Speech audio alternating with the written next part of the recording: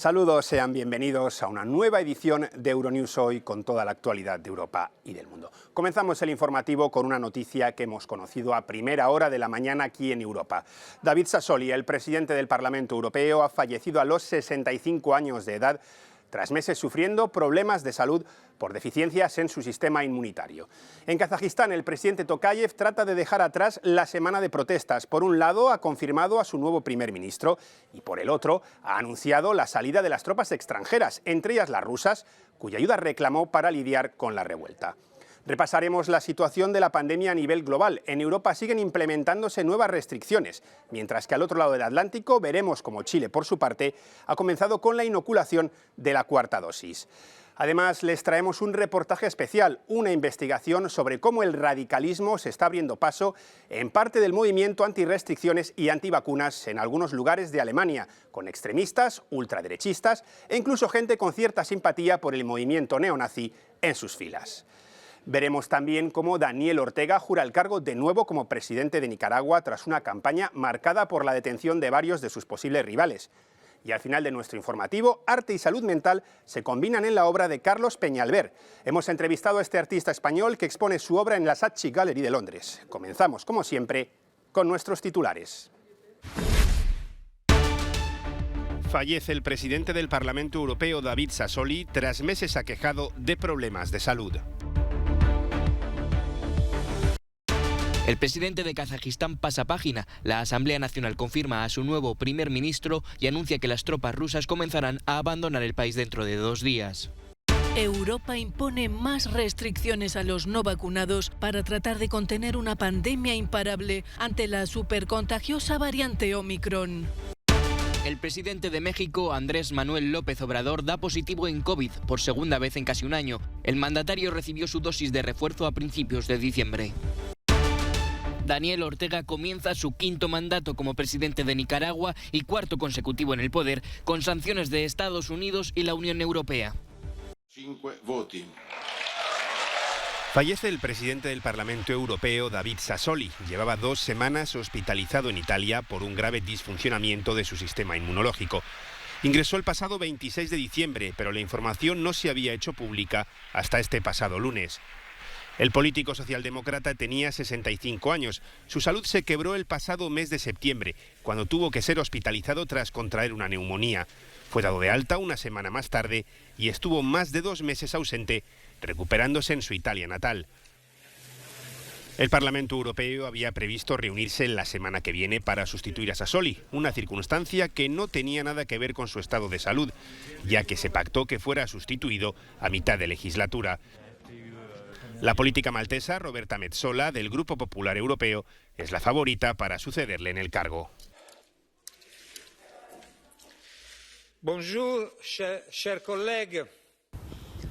Día triste en el Parlamento Europeo, donde la bandera europea ondea a media asta para recordar a David Sassoli, presidente del Parlamento Europeo, muerto esta madrugada a los 65 años. David Sassoli fue el presidente que guió a esta institución a través de la pandemia. Suyas son decisiones como la de mantener la actividad legislativa durante estos 2 años o la de cancelar durante más de un año los viajes a Estrasburgo para las sesiones plenarias. Además, fue él también quien durante los peores meses de la pandemia abrió esta sede, la de Bruselas, a grupos vulnerables para que la pudiesen usar como refugio. Además, Sassoli también tuvo su papel en el debate político catalán. Fue él quien anunció ante la Eurocámara la sentencia del Tribunal Europeo de Justicia que permitía ser eurodiputados a Carles Puigdemont o Toni Comín. La Asamblea de Kazajistán ha respaldado al unísono la decisión del presidente de que el viceprimer ministro sea el nuevo primer ministro. El cargo lo ocupará este hombre que aparece a la izquierda de la pantalla, Alihan Smilov. Con esta elección, Tokayev ya respira más tranquilo después de una semana convulsa en la que 164 personas han muerto durante las violentas protestas que se desataron con la subida de la energía y en la que ha tenido que pedir ayuda a sus vecinos. Tokayev siempre ha negado que usara a las Fuerzas Armadas contra los manifestantes, sino contra guerrilleros, incluso en la videoconferencia de este lunes con el presidente del Consejo Europeo.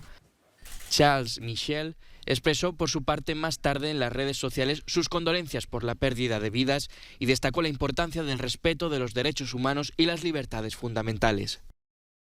Otro síntoma de que Tokayev está más tranquilo es el anuncio de que el contingente militar que había solicitado a Rusia y otros vecinos para pacificar el país comenzará a abandonar la zona dentro de 2 días y de forma progresiva. Algunos kazajos ya empezaban a temer una pérdida de soberanía con la intervención de la Organización del Tratado de Seguridad Colectiva. El fortalecimiento de la posición de Rusia en Kazajistán parece que ya coge forma.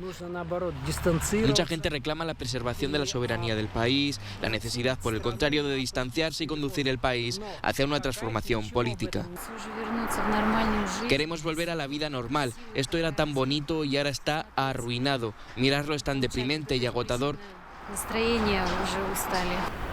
En todo el país siguen estando vigentes el toque de queda y el estado de emergencia.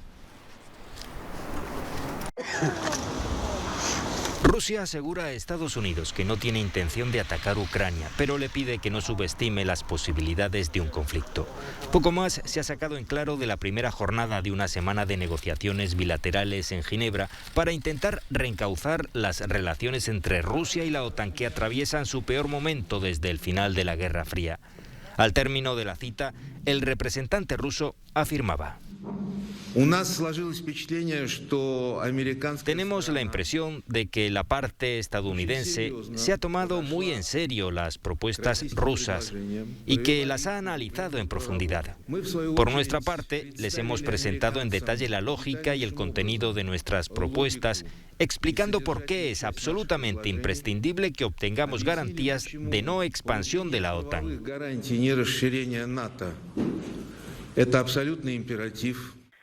Hemos dejado claro, replicaba la representante estadounidense, que si Rusia invade Ucrania habrá costes y consecuencias significativas, mucho más allá de las que afrontaron en 2014.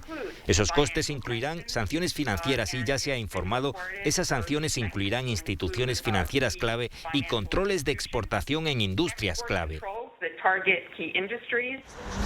Estados Unidos rechaza la exigencia de cerrar las puertas de la OTAN a Ucrania y Georgia, pero se sentó a negociar después de que Rusia desplegara unos 100.000 soldados cerca de las fronteras ucranianas. Ucrania centrará varios de los encuentros internacionales de esta semana, como la conversación entre Rusia y Estados Unidos en Ginebra. En esa mesa no se sentarán ni Ucrania ni la Unión Europea. En una visita a la sede de la OTAN en Bruselas, la viceprimer ministra de Ucrania, Olga Stefanishyna, ha aprovechado para recordar al mundo lo que está en juego para su país y también para la seguridad europea. Nada sobre Ucrania sin Ucrania. Todos deberíamos darnos cuenta de que las demandas rusas a los aliados no pueden considerarse una posición de negociación. El agresor no está en condiciones de poner condiciones hasta que los tanques rusos estén fuera de la frontera con Ucrania. El secretario general de la OTAN, Jens Stoltenberg, está supervisando la concentración de tropas rusas en la frontera con Ucrania. La OTAN se está preparando para cualquier escenario y el miércoles será el anfitrión de un consejo entre Rusia y la OTAN en un intento por evitar un nuevo conflicto armado en Europa. Necesitamos estar preparados por si Rusia elige una vez más usar la fuerza armada, eligiendo la confrontación en lugar de la cooperación. Ucrania pide ser miembro de la OTAN, algo a lo que Rusia se opone, pero los expertos creen que eso está lejos de suceder. En la actualidad no existe ninguna razón técnica por la que Ucrania no pueda convertirse en miembro de la OTAN. Sus fuerzas armadas están modernizadas. Vemos que el ejército ucraniano está llegando cada vez más a los estándares de la OTAN. Por lo que desde una perspectiva técnica hay poco que impida que Ucrania sea miembro de la OTAN. El problema hoy es la política. La OTAN simplemente está dividida sobre el tema. Mientras sigan políticamente divididos, me temo que Ucrania tendrá que seguir esperando. Y mientras espera, su destino será decidido por las grandes potencias, Estados Unidos y Rusia, en Ginebra.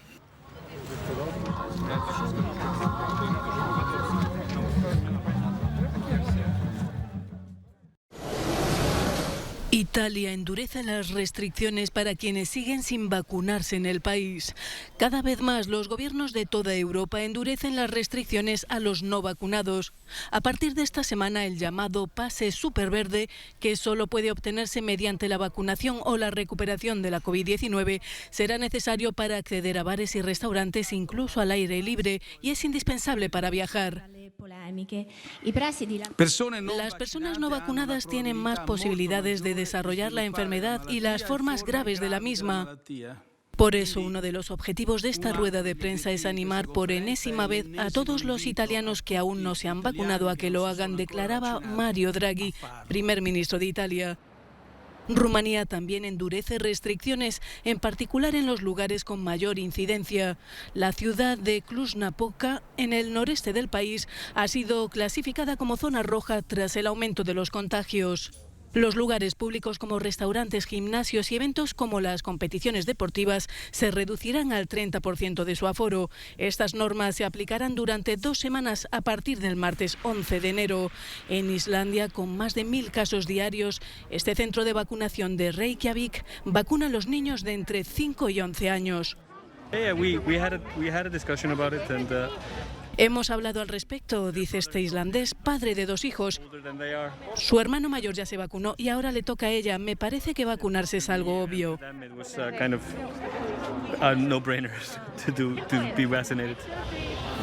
Mientras Suecia vuelve al teletrabajo e introduce medidas más estrictas ante el creciente número de casos y el incremento de ingresos en los hospitales.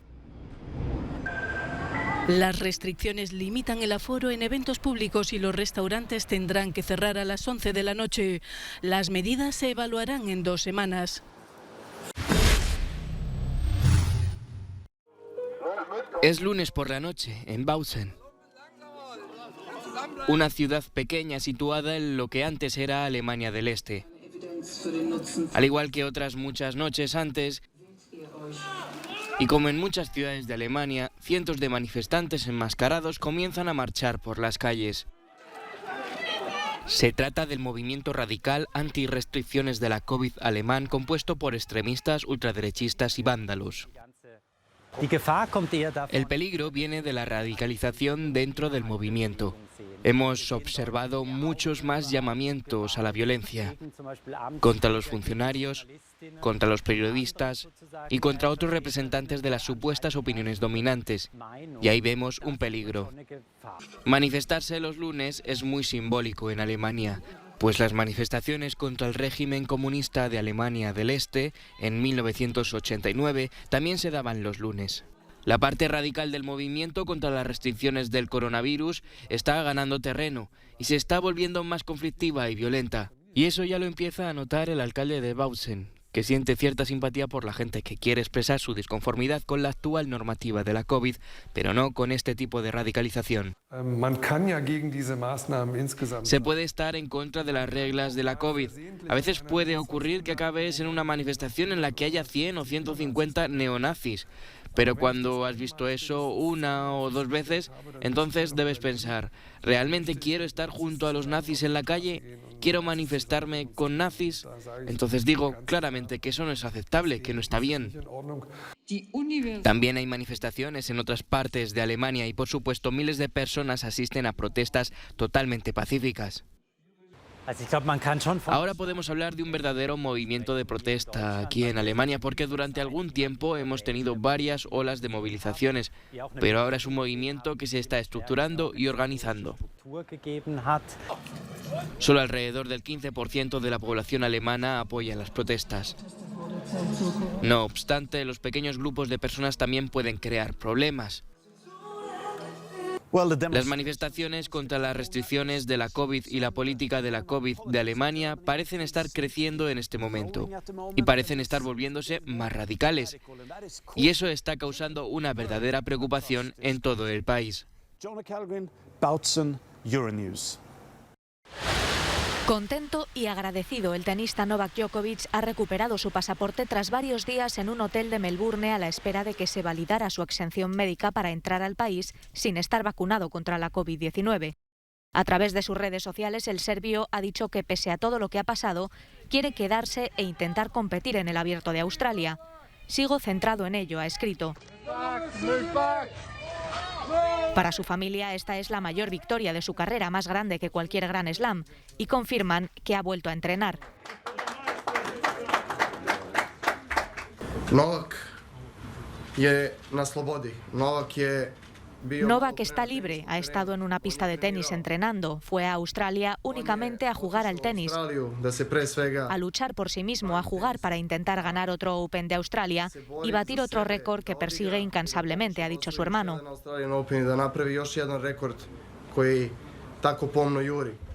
El número 1 del mundo del tenis llegó a Australia el jueves con una exención médica del torneo por haber pasado la COVID-19 en diciembre, aunque no de forma aguda como requiere la norma. Por eso, pese a su liberación, el gobierno aún considera cancelar su visado. El presidente de México, Andrés Manuel López Obrador, contrae la COVID-19 por segunda vez. El mandatario se sometió a una prueba tras comparecer con ciertos síntomas en su habitual conferencia de prensa. Lo que en principio se consideró una gripe finalmente resultó ser una nueva infección. López Obrador, que había recibido su dosis de refuerzo de AstraZeneca a principios de diciembre, confirmó en Twitter su contagio y que padece síntomas leves. Además, informó de que durante los próximos días el secretario de Gobernación, Adán Augusto López, asistirá a las conferencias de prensa. López Obrador ya contrajo la COVID-19 hace un año, en enero de 2021. En aquella ocasión se confinó en el Palacio Presidencial y retomó su actividad usual 2 semanas después del anuncio. Saliendo adelante. Chile sigue liderando las campañas de vacunación en América y en buena parte del planeta. Este lunes se ha convertido en el segundo país del mundo tras Israel, que ha comenzado a aplicar la 4ª dosis de la vacuna contra la COVID-19. El paso del tiempo y la aparición de nuevas variantes hacen que las vacunas pierdan eficacia. Según ha explicado el presidente saliente Sebastián Piñera, la variante Omicron y la alta movilidad durante las fiestas navideñas auguran un aumento considerable de nuevos casos. Hoy día estamos en torno a los 4.000. Yo pienso que es probable que superemos los 10.000 casos. Tenemos que hacer todo lo que esté a nuestro alcance para proteger a los nuestros y también para ser solidarios. Como en anteriores ocasiones, las personas inmunodeprimidas son las primeras en recibir esta dosis de refuerzo. Muchas lo asumen con filosofía. Para que el mundo siga funcionando, tenemos que vacunarnos todos, aunque no creamos mucho en la vacuna. Pero la verdad que es importante para poder seguir viviendo. El mes que viene, Chile abrirá la vacunación con la 4ª dosis a los mayores de 55 años. Más del 92% de su población tiene ya las 3 vacunas contra la COVID-19. 1.600.000 chilenos aún no han completado la pauta de la 3ª dosis y sufren restricciones de movilidad. Ante Dios, ante la patria. Así ha jurado el presidente de Nicaragua su 5º mandato de 5 años, el 4º consecutivo y el segundo que protagoniza junto a su esposa como vicepresidenta. A la masiva ceremonia han acudido los presidentes de Venezuela, Cuba y Honduras, así como representantes de otros países como China, Irán o Rusia.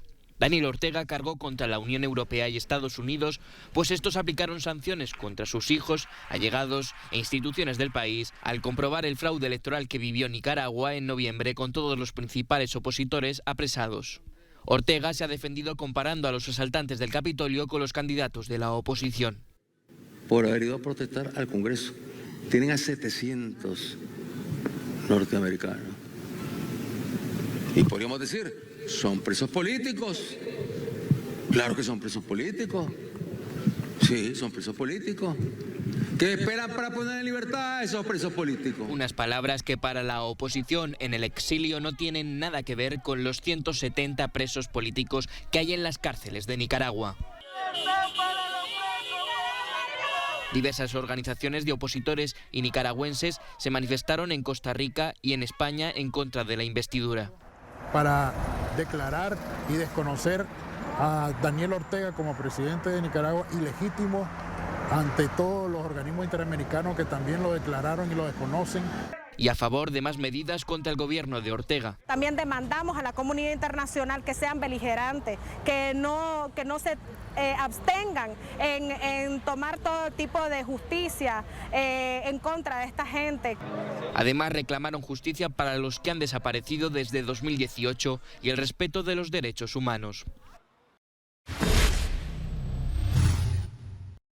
En tiempos de pandemia, la Galería Saatchi de Londres nos invita a un viaje sanador de la mano del arte, con una muestra colectiva que incluye una obra digital inédita de Brian Eno. Los servicios británicos de salud y la Fundación Trust colaboran en esta exposición en la que el artista español Carlos Peñalver ha realizado este mural en torno a la salud mental. Estamos aquí en la Saatchi Gallery de Londres y yo he sido uno de los, entre otros 20 artistas, parte de la muestra, pintando delante de los visitantes, cuando me di cuenta que simplemente estar delante de un mural que habla sobre salud mental generaba muchísimas conversaciones con completos desconocidos sobre temas muy personales como depresiones o todo tema relacionado con la salud mental, y eso me pareció fascinante porque me di cuenta que el arte podía ser un canal en sí mismo para abordar todos estos temas y podía ser un altavoz también. El mural un poco sigue a Aaron, que es el protagonista que inspiró todo el concepto, digamos, y en una línea del tiempo, y entonces dibujo todo lo que él no vivió durante 2 o 3 años de su vida, y eso es lo que es el concepto del mural. Bueno, yo creo que todos hemos tenido a lo mejor demasiado tiempo para pensar, demasiado tiempo solos.